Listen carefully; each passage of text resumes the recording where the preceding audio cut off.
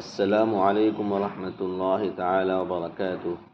میرے محترم بزرگوں دوستو، آپ سب سے گزارش ہے کہ آپ ہمارے اس پیغام کو روزانہ اپنے قیمتی وقت سے نکال کر 5 منٹ ضرور سنا کریں۔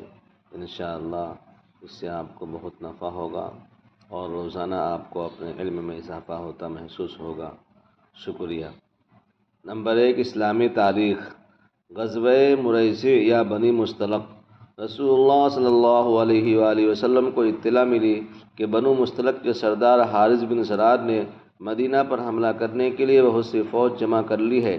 آپ صلی اللہ علیہ وسلم نے بریدہ اسلمی کو تحقیق کے لیے بھیجا۔ انہوں نے واپس آ کر اس خبر کی تصدیق کر دی تو حضور صلی اللہ علیہ وسلم 2 شعبان سن 5 ہجری کو صحابہ کا لشکر روانہ ہو گئے اور ایک دن کا سفر طے کر کے مقام مریسی کے پاس پڑاؤ ڈالا۔ مریسی کے لوگ مقابلے کے لیے آئے اور معمولی سی جنگ کے بعد ان کے پاؤں اکھڑ گئے اور وہ میدان چھوڑ کر بھاگ گئے۔ اس جنگ میں بنو مستلق کے 10 آدمی مارے گئے جبکہ ایک صحابی نے بھی شہادت پائی۔ مسلمانوں نے مشرکین کے 600 آدمیوں کو قید کیا۔ مال غنیمت میں 2000 اونٹ اور 5000 بکریاں ہاتھ آئی۔ اس لڑائی میں گرفتار ہونے والوں کے ساتھ بنو مستلق کے سردار کی بیٹی جویریہ بھی تھی۔ انہوں نے اپنے فدیے کی رقم طے کر کے حضور صلی اللہ علیہ وسلم سے مدد کی درخواست کی۔ آپ صلی اللہ علیہ وسلم نے اپنی طرف سے فدیے کی رقم ادا کر کے ان کو غلامی سے نجات دلائی اور مزید احسان فرمایا کہ اسلام قبول کرنے کے بعد ان سے نکاح کر لیا۔ اس نکاح کی برکت سے بنو مستلق کے تمام جنگی قیدیوں اور مال غنیمت کو واپس کر دیا گیا اور ان کے والد بنو مستلق کے سردار حارث بن زرار نے بھی اسلام قبول کر لیا۔ نمبر 2، ہمارے نبی صلی اللہ علیہ وسلم کا معجزہ۔ حضرت عبداللہ بن بصر رضی اللہ تعالیٰ عنہ فرماتے ہیں کہ آپ صلی اللہ علیہ وسلم نے میرے سر پر ہاتھ رکھ کر ارشاد فرمایا، یہ لڑکا 100 سال زندہ رہے گا۔ چنانچہ حضرت عبداللہ بن بصر رضی اللہ تعالیٰ عنہ کی عمر 100 سال ہوئی۔ نمبر 3، ایک فرض کے بارے میں۔ قرآن میں اللہ تعالیٰ فرماتا ہے، ایمان والو، جمعہ کے دن جب جمعہ کی نماز کے لیے اذان دی جائے تو سب کے سب اللہ کے ذکر کی طرف دوڑ پڑو اور خرید و فروخت کو چھوڑ دو، یعنی بیچنا خریدنا یہ سب چھوڑ دو، یہ تمہارے لیے بہتر ہے اگر تم جانتے ہو۔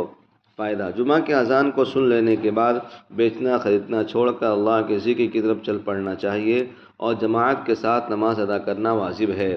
نمبر 4، ایک سنت کے بارے میں۔ تمام مصیبتوں سے چھٹکارا۔ جو اس دعا کو ہر صبح شام 7 مرتبہ پڑھے گا تو اللہ تعالیٰ اس کو دنیا آخرت کی مصیبتوں اور رنج و غم سے نجات دے گا۔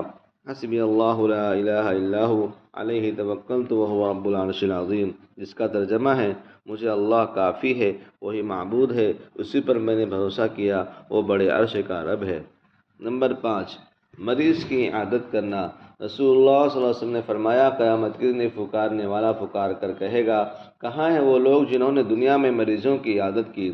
چنانچہ ان کو نور کے ممبروں پر بٹھایا جائے گا، یہ اللہ تعالیٰ سے گفتگو کرتے ہوں گے جبکہ وہ لوگ حساب کتاب میں پھنسے ہوں گے۔ نمبر 6، گناہ کے بارے میں۔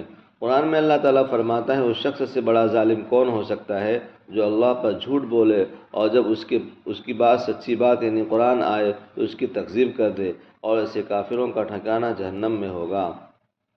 نمبر 7، دنیا کے بارے میں۔ دنیا کا نفع تھوڑی ہے۔ قرآن میں اللہ تعالیٰ فرماتا ہے، لوگوں، تمہاری نافرمانی اور بغاوت کا وبال تم پر ہی پڑنے والا ہے۔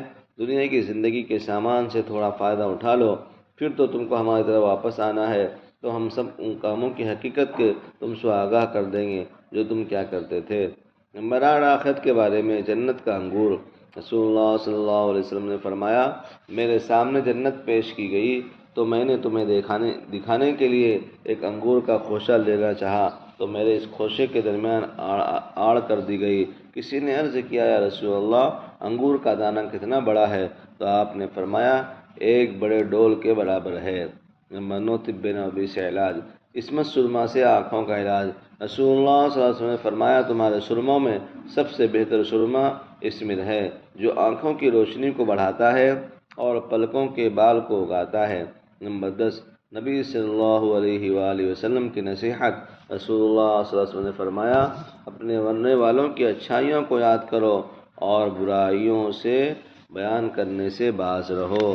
اللہ تعالی ہم سب کو ان پڑھی سنی باتوں کو عمل کرنے کی توفیق عطا فرمائے اور آپ سے گزارش کرتا ہوں کہ ہمارے اس پیغام کو ضرور شیئر فرمائیں۔